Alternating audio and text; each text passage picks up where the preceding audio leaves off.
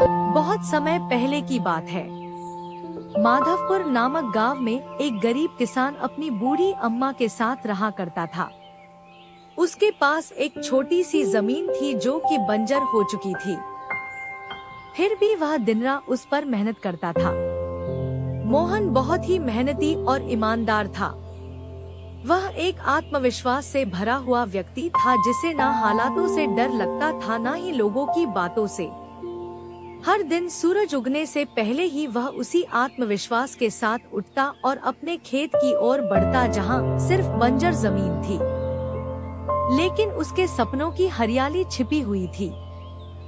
उसे यकीन था कि एक दिन उसकी मिट्टी उसे जरूर जवाब देगी, सोने जैसी फसल बनकर। ओ बेटा मोहन, तेरे लिए मैंने जमींदार से बात कर ली है। वो तुझे अपने पास काम पर रख लेंगे। तू भी जाकर उनसे एक बार बात कर ले बेटा। अब हमारे बस की बात नहीं रही। कम से कम वहां रहकर तू अपना गुजारा तो कर पाएगा। मुझे तेरा बहुत ख्याल है मोहन, इसलिए यह कदम उठाया। जाकर बात कर ले, सब ठीक हो जाएगा।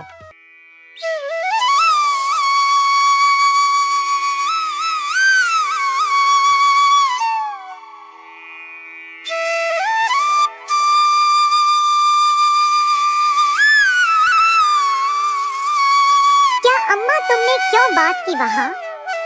मैं नहीं जाऊंगा। हमारा खुद का खेत है तो मैं दूसरों के पास क्यों काम करने जाऊं? मैं गरीब सही मगर खुददार हूँ। मैं अपनी मिट्टी में पला हूँ, उसी में पसीना बहाऊंगा। चाहे जितनी भी मुश्किल हो अम्मा, मैं अपनी ही जमीन पर मेहनत करूंगा। किसी और की नौकरी नहीं करूंगा। अरे मोहन, उस बंजर जमीन में क्या उगाएगा तू? वो जमीन अब बिल्कुल बेकार हो गई है बेटा। ना उसमें नमी बची है ना जान। तू अपनी जिंदगी यूं ही जाया कर देगा।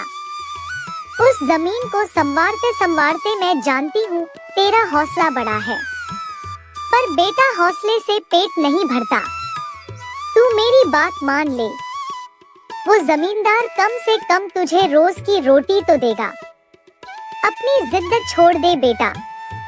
तू थक जाएगा पर वो जमीन कुछ नहीं देगी तुझे। अरे अम्मा, तुम बेकार में ही इतनी परेशान हो रही हो। देखना, एक दिन मैं उसी जमीन से सोना निकालूंगा। यह जमीन ही हमारी सबसे बड़ी ताकत बनेगी।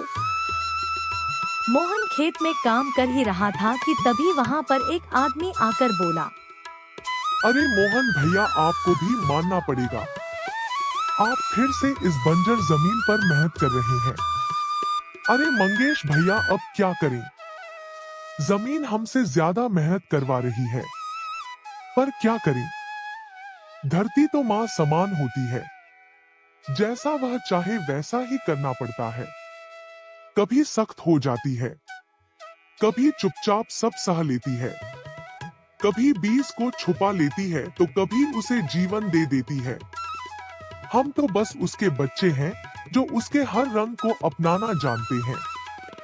थक तो जाते हैं भैया, पर जब मिट्टी की खुशबू आती है ना तो सारी थकान उतर जाती है। उम्मीद है यह माँ हमें खाली हाथ नहीं लौटाएगी।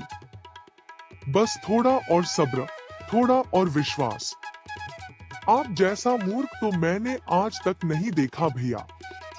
क्या सोचते हो आप? दुनिया कहां से कहां पहुंच गई और आप अब भी उसी बंजर जमीन से उम्मीद लगाए बैठे हैं। मोहन के पास उस आदमी की बातों का कोई जवाब नहीं था। वह वहां से अपने घर चला जाता है। जब दोपहर को मोहन थक हार कर घर पहुंचता है तो देखता है कि माँ बुझे हुए चूल्हे के पास चुपचाप बैठी है। क्या हुआ अम्मा? तुम ऐसे क्यों बैठी हो? खाना क्यों नहीं बनाया? क्या बात है?